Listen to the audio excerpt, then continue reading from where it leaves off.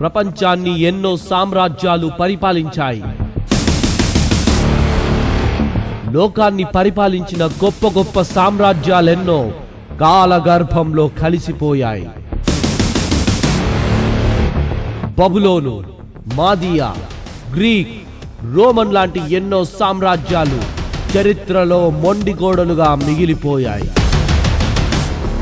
కానీ 2000 సంవత్సరాల క్రితం భూమిపైకి అవతరించిన ఓ సామ్రాజ్యం నేటి ప్రపంచానికి మరుగయున్న మహా సామ్రాజ్యం.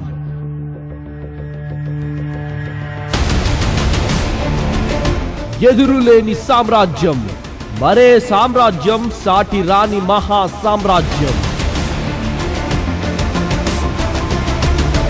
ఎల్లలు లేని సామ్రాజ్యం, మరెన్నటికీ అంతం కాని మహా సామ్రాజ్యం.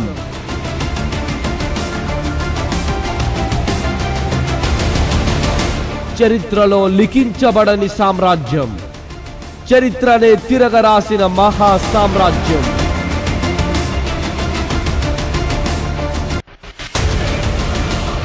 చరిత్రకెక్కని మహా సామ్రాజ్యం.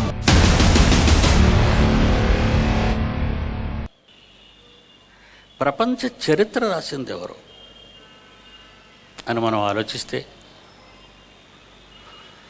చరిత్రకారులందరూ తప్పు చేశారండి.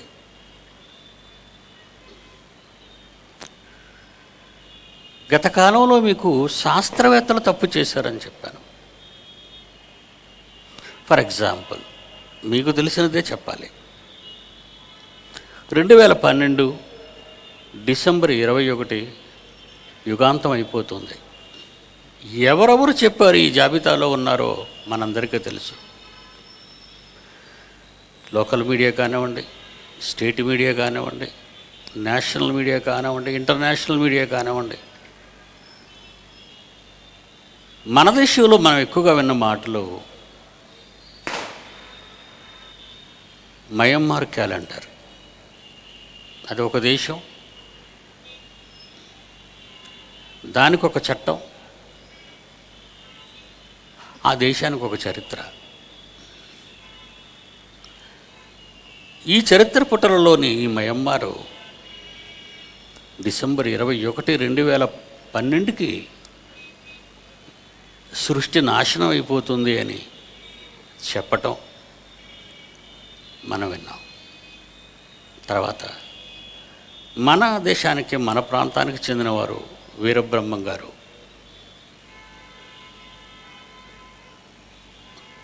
రెండో పరిశోధకుడుగా వీరబ్రహ్మం గారిని పెట్టారు. ఆయన కూడా చెప్పేశాడు 2012 యుగాంతం అయిపోతుందని. డిసెంబర్ 21 మరలా.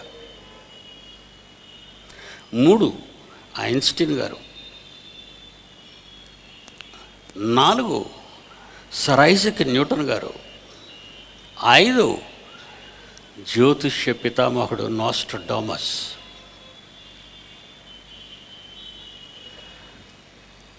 గొంతెత్తి కేకలు వేసింది మీడియా. నిశ్శబ్దతలోకి వెళ్ళిపోయింది ప్రపంచం. అప్పుడు వేసిన కేక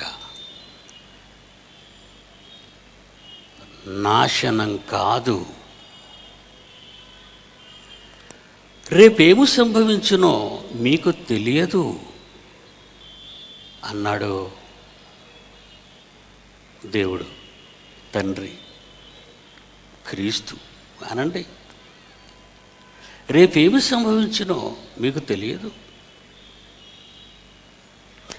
కాలములను సమయములను తండ్రి తన స్వాధీనం అందించుకుని ఉన్నాడు.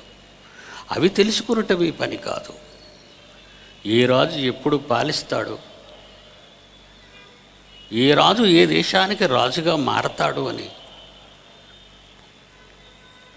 యూదుల రాజ్యం గురించి, ఇశ్రాయేలీల రాజ్యం గురించి అపోస్తలులు అడిగిన ప్రశ్నకు క్రీస్తు ఇచ్చిన సమాధానం కాలములను సమయములను తండ్రి తన స్వాధీనం అందించుకున్నాడు.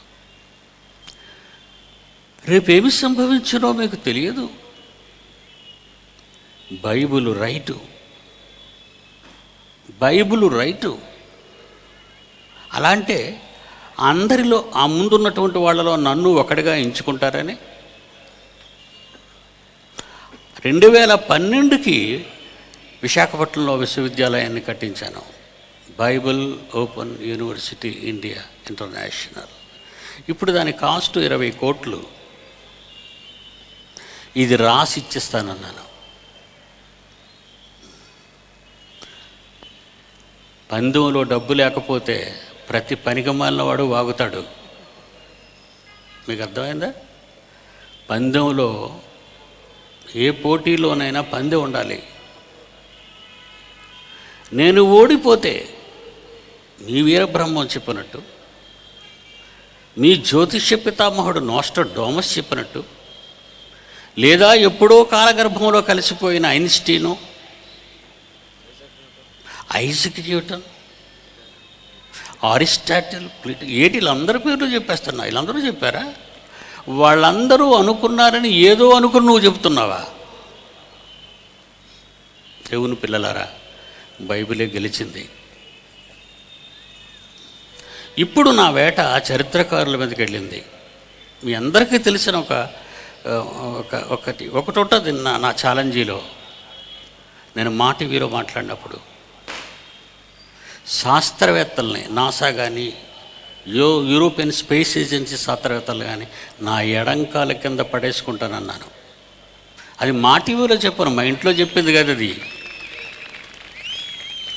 మా టీవీలో చెప్పినమాట. శాస్త్రవేత్తలు ఎడంకాల కింద పడేటువంటి ఏమనుకుంటున్నారు మీరు? అడుక్కున్నాడు అనుకుంటున్నారా? అంతకంటే భయంకరమైన వాడు అబద్ధికుడు వాడు. ఎవడు ఇంతవరకు శాస్త్రవేత్తలు ఎవరు లేరా? ఎవరికి రోషం రాలేదా? రాదండి. నా దగ్గరికి వస్తే నా కాళ్ళకు సేవ చేసుకుంటూ ఉండాలి. నా వెనక తిప్పుకుంటాను వాడిని. అందుకే ఎవడు రాలేదు. ఈవెన్ ఇండియన్ ఎనీ సైంటిస్ట్ ఎంత ధైర్యంగా, సాహసంగా, ఎంత గంభీరంగా పబ్లిక్లో మాట్లాడుతున్నామంటే దేవుడు రాసిన మాటలవి. మనుషుడు పలికినవి, వ్రాసినవి, చూసి రాసినవి, ఊహించి రాసినవి శాస్త్రాలు. ప్రకృతిని చూశాడు, రాసుకున్నాడు, అంతే. అందులో చాలా తప్పులు కూడా ఉన్నాయి. అవన్నీ కప్పిపెట్టేశారు.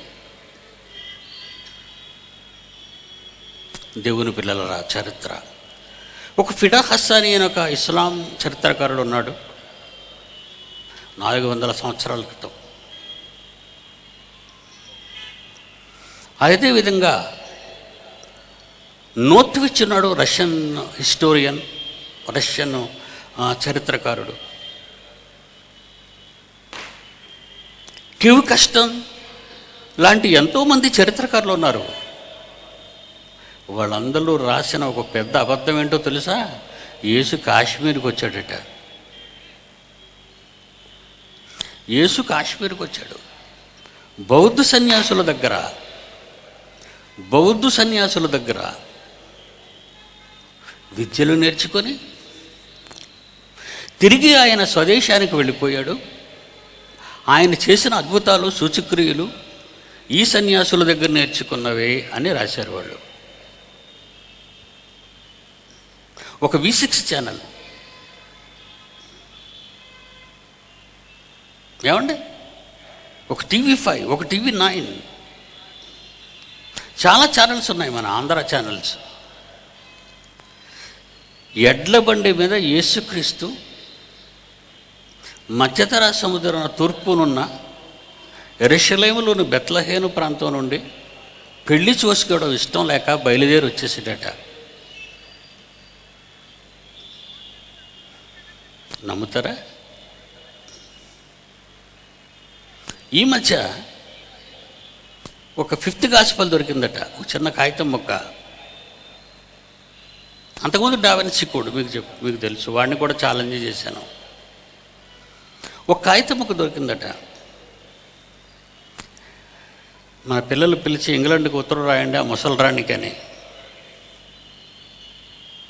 క్వీన్ ఎలిజబెత్, ప్రిన్స్ చార్లెస్, అక్కడ ఒక ప్రధాని, బర్మింగ్హామ్ ప్యాలెస్. వాళ్ళ ఉత్తరంలో ఏముందో తెలుసా? ప్రపంచాన్ని ఏలటానికి దేవుడు మీకు ఇచ్చిన అవకాశం మీ చట్టం కాదు, మీ మారణాయుధాలు కాదు, పెరంగుల బలం కాదు, మీ వ్యూహరచన కాదు.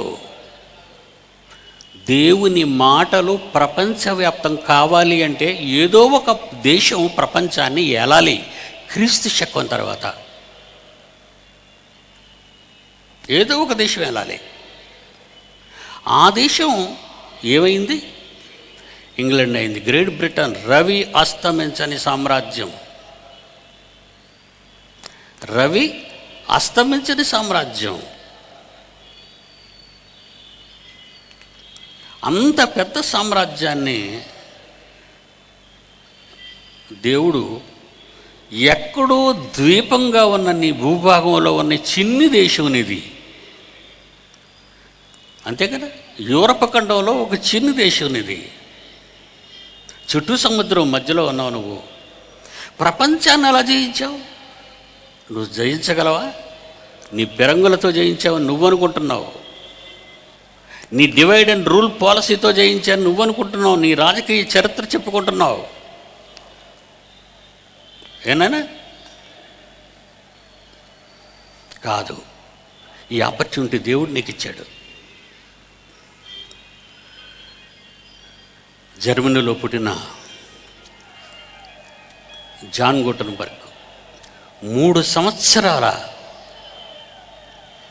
తన కష్టంతో ప్రతి చెక్క ముక్కని తయారు చేసి ఆ చెక్క ముక్కలో సీసంతో ఏ అనే అక్షరాన్ని అక్కడి నుంచి 26 అక్షరాలు తయారయ్యాయండి. 3 సంవత్సరాలు 26 అక్షరాలను తయారు చేశాడు జాన్ గుటెన్బర్గ్. ఒకసారి చూడండి స్క్రీన్ మీద.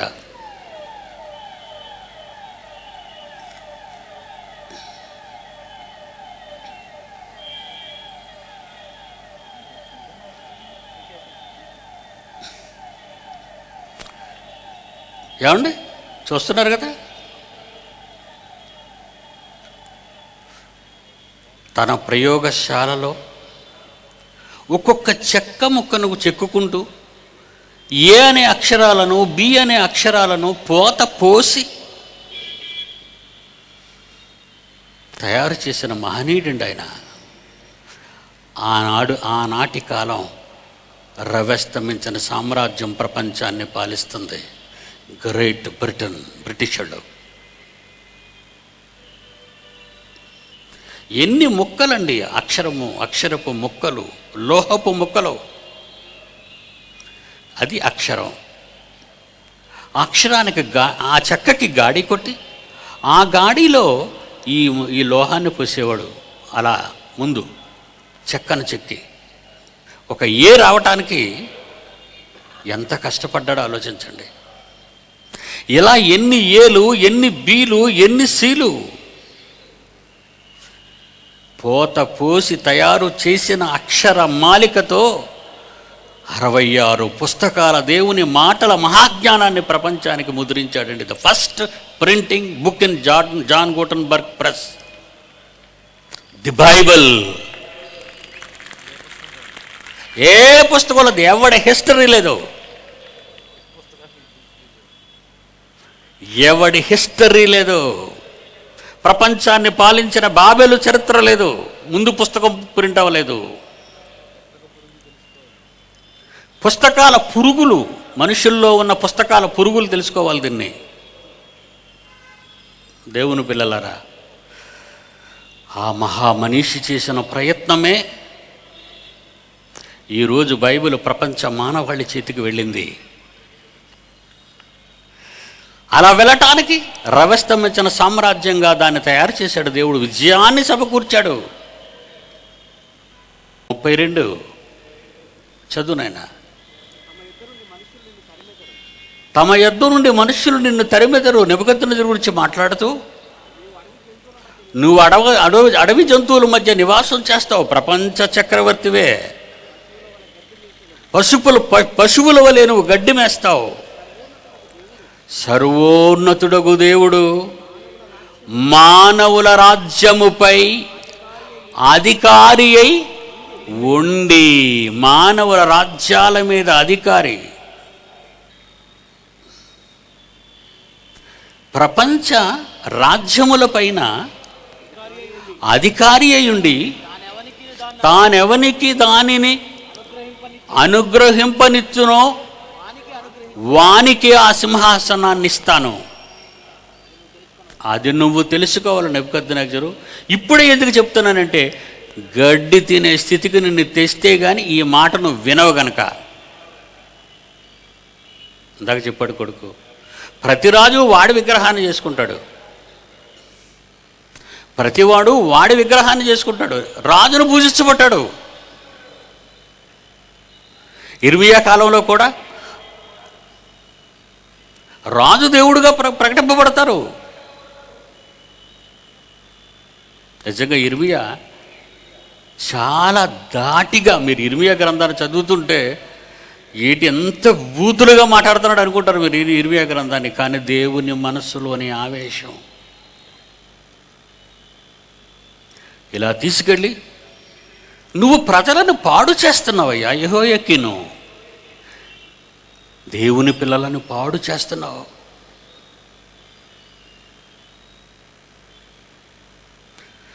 నీవే దేవుళ్ళని పెడుతున్నావు వాళ్ళకి, నీవే దేవుళ్ళని పెడుతున్నావు ప్రజలకి. నువ్వు దేవుడు అంటావు, నువ్వు దేవుళ్ళు పెడతానంటావు. ప్రజలు అమాయకులనా? ప్రజలను నువ్వు మోసగిస్తావా? ఇర్మియా మాటలు యథార్థంగా ఉంటాయండి, యెహెజ్కేలు మాటలు యథార్థంగా ఉంటాయండి, ముక్కుసూటిగా. ఇక ఏలియా కానీ ఎలీషా కానీ పెద్ద ప్రవక్తలలో ఎవరైనా రాసంటే భయం లేదండి.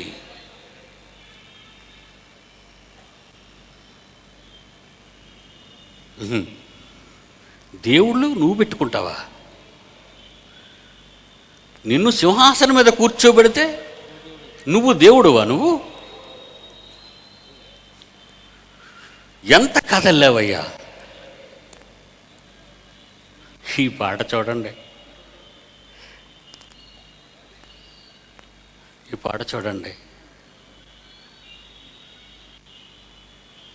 భయపడకూడదండి. For your information, all my dear brothers and sisters of the gospel teachers or preachers or pastors, మీ అందరికీ నేను మనవి చేసేది ఒకటే, పిలవండి. గుంటూరులో ఉన్న మన పాస్టర్లందరినీ పిలవండి అన్నాను. రావాలి, వాళ్ళంతా రావాలి. ఎందుకంటే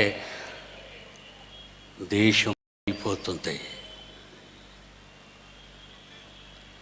ఎలాంటి విభజన దేవుళ్ళు పేరట మారణ హోమం జరుగుతుందో. నిజంగా అండి, నా మాటలకు జీవం పోసిన జాన్సన్ విక్టర్ గారి ఈ మధుర గీతాన్ని మరి బాలసుబ్రహ్మణ్యం ఆలపించాడు. ఎన్నో వాస్తవాలను క్లిప్స్లో పెట్టి మీకు చూపిస్తాడు, చూసి ఆనందించండి. Okay, play the song.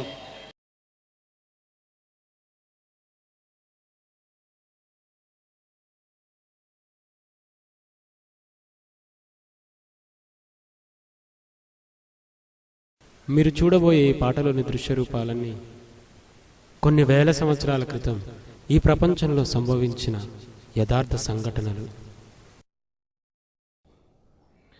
ప్రియులారా, సృష్టిని దేవుడు చేశాడు.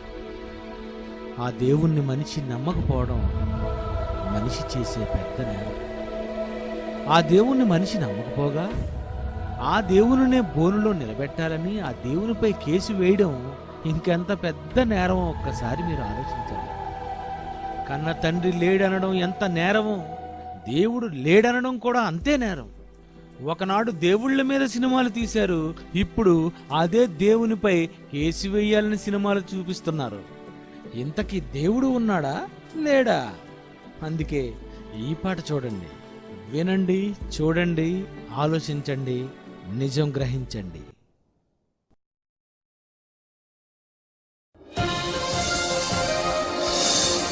నమస్తే and welcome to our special show బోనులో భగవంతుడు. ఎవరికైనా ప్రాబ్లం వస్తే భగవంతుడి దగ్గరికి వెళ్తాం, కానీ ఆ భగవంతుడే నా ప్రాబ్లం అంటున్నాడు.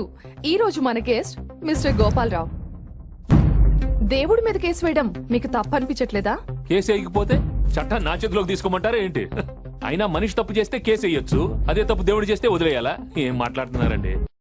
నిజం అన్నది ఒక్కటి ఉంటుంది, అది ఎప్పటికీ మారదు.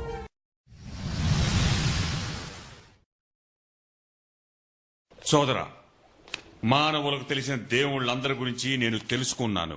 వాళ్ళకి పేర్లు, రూపాలు, నివాస స్థలాలు ఉన్నాయి. నువ్వు తల వంచుకొని నిలబడి ఉన్నప్పుడు ఒక దేవుడు నీతో మాట్లాడాడు, అవునా? నిజమే కదా? అయితే ఏ దేవుడు? ఆయనకున్న శక్తులేమిటి? అతని స్వరూపం ఎలాగ ఉంది? ఆయన ఎక్కడున్నాడు? ఇది మూర్ఖత్వం. ఆ దైవ ఆదేశాన్ని నమ్మటానికి నేను, నా సోదరుడు సిద్ధంగా లేము. నన్నెందుకు దేవుడు పిలిపించాడు చెప్పు. దేవుడు నీతో ఎందుకు మాట్లాడాలి?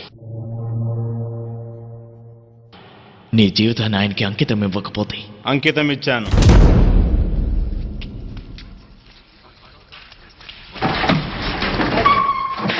అయితే ఈ దొంగ ప్రవక్తల కోసం స్తూపాలు నిర్మించే బదులు నీ జీవితాన్ని ఒక స్తూపంగా చేసి ఆ దేవుని వాక్యాలకు అంకితం చెయ్యి. అది నా ప్రజల అభిష్టం మేరకు జరిగింది. నువ్వు ఒక మహారాజువి, వాళ్ళ నాయకుడివి కాబట్టి నిన్ను గౌరవిస్తారు. నువ్వు నీ ఆనందం కోసం, నీ సంసారం కోసం, నీ అధికారం కోసం వెతుకుతున్నావు. అందుకే ఆ ప్రజలు దొంగ ప్రవక్తల్ని నమ్ముతున్నారు. ఒక దేవుడు చాలడు అన్న భావన ప్రజల్లో కలిగించింది నువ్వే. ఒక దేవుడు చాలడు అన్న భావన ప్రజల్లో కలిగించింది నువ్వే. దేవుడు ఇచ్చిన సామ్రాజ్యాన్ని నువ్వే నాశనం చేశావు.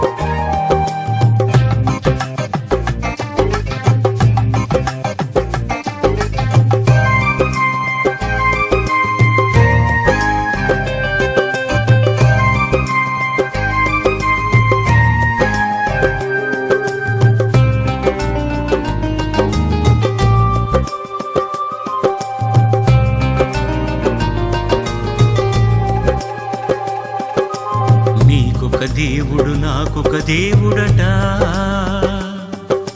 నీకొక దేవుడు నాకొక దేవుడట. తల్లొకరే తండ్రొకరే మనుషులకందరికీ, తల్లొకరే తండ్రొకరే ఈ మనుషులకందరికీ. పిల్లలకే తండ్రులు ఉంటారా? పిల్లలకే తండ్రొకడుంటాడా? మనిషికి ఒక దేవుడు ఉంటాడా? మనుషులు దేవుని విడగొడతారా? నీకొక దేవుడు నాకొక దేవుడట, నీకొక దేవుడు నాకొక దేవుడట.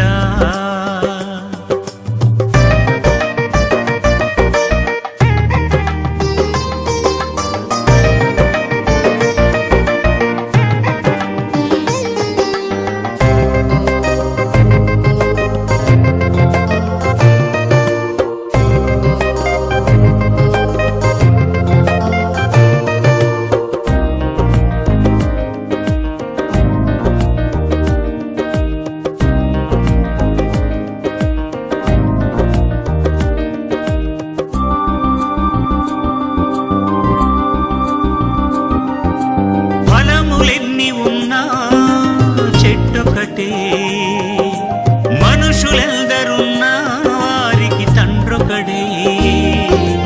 భూమి మీద ప్రతి వారికి తల్లి ఒక్కరే. మొదటి మనిషి ఆదాముకి ఆ దేవుడు ఒక్కడే. నీకు జన్మనిచ్చిన నీ తండ్రికి తండ్రి ఒక్కడే. పిల్లలకే తండ్రులు ఉంటారా? పిల్లలకే తండ్రొకడుంటాడా? మనిషికి ఒక దేవుడు ఉంటాడా? మనుషులు దేవుని విడగొడతారా? నీకొక దేవుడు నాకొక దేవుడట, నీకొక దేవుడు నాకొక దేవుడట. ये भगवान कौन है? ये भगवान कौन है? तो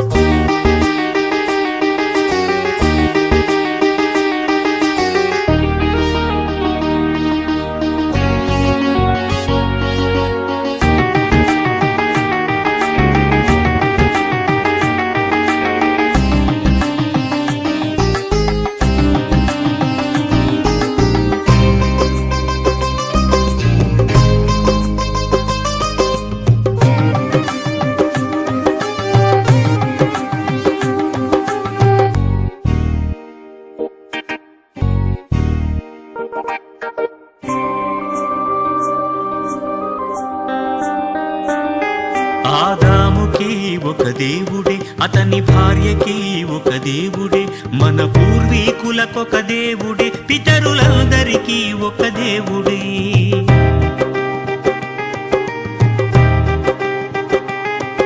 ఆదాముకి ఒక దేవుడే, అతని భార్యకి ఒక దేవుడే, మన పూర్వీకులకొక దేవుడే, పితరులందరికీ ఒక దేవుడే. మనిషి మనిషినొక దేవుడు చేస్తాడా? ఈ ప్రపంచానికొక దేవుడే ఉంటాడా? పిల్లలకే తండ్రులు ఉంటారా? పిల్లలకే తండ్రొకడుంటాడా? మనిషికి ఒక దేవుడు ఉంటాడా? మనుషులు దేవుని విడగొడతారా? నీకొక దేవుడు నాకొక దేవుడట, నీకొక దేవుడు నాకొక దేవుడట.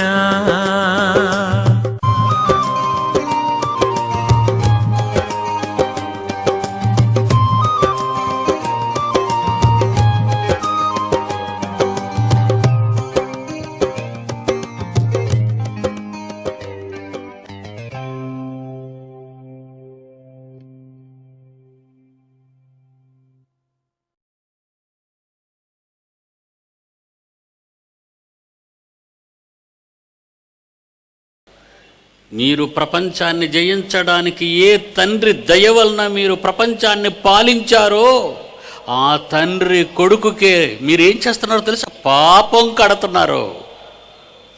ఇప్పటికే స్కాట్లాండ్ విడిపోవాలని సకల ప్రయత్నాలు చేస్తే నీ ఉన్న చిన్న ముక్క బద్దలైపోతుంది. ఖబర్దార్ అని గ్రేట్ బ్రిటన్ హెచ్చరిస్తున్నామండి. దైవజనుడు ఎవరు అనుకుంటున్నారో?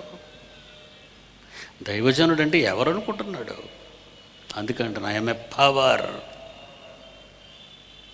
రాజ్యాలను ఏలడానికి సింహాసనాల మీద కూర్చోబెట్టేది ఎవరో తెలుసా? నీ జనబలం, నీ ధనబలం కాదు, ఓటర్లు కాదు, నీ దేవుళ్ళు. దేవుడే నీకు దేవుడై నీకివ్వాలనుకున్న సింహాసనాన్ని నీకు ఇస్తాడు. మరలా చదువుతాడు చూడమాట. నెబుకద్నెజరుతో దేవుడు చెప్పిన దానియేలు ద్వారా దేవుడు పలికిన మాట. దేవుడు మానవుల రాజ్యము పైన అధికారి అయి ఉన్నాడు. తాను ఎవరికి నిశ్చయించునో వారికి అనుగ్రహించును. నువ్వు తెలుసుకోవాలి నెబుకద్నెజరు, నువ్వు తెలుసుకోవాలి.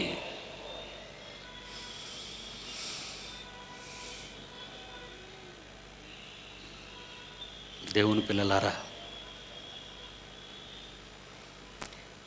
ప్రపంచ చరిత్రకారులు ఏదో కూశారని ఆ కోతలు నమ్మకండి. ప్రపంచ చరిత్రకారుల చరిత్ర తిరగరాయాలనుకున్నాం. ప్రపంచ చరిత్రనే మడత పెట్టి పైన నడవాలనుకుంటున్నాం బైబిల్ పట్టుకొని. మీ చేతిలో ఉన్న పుస్తకం దేవుడు రాయించిన పుస్తకం. రేపు చెప్పుకుందాం.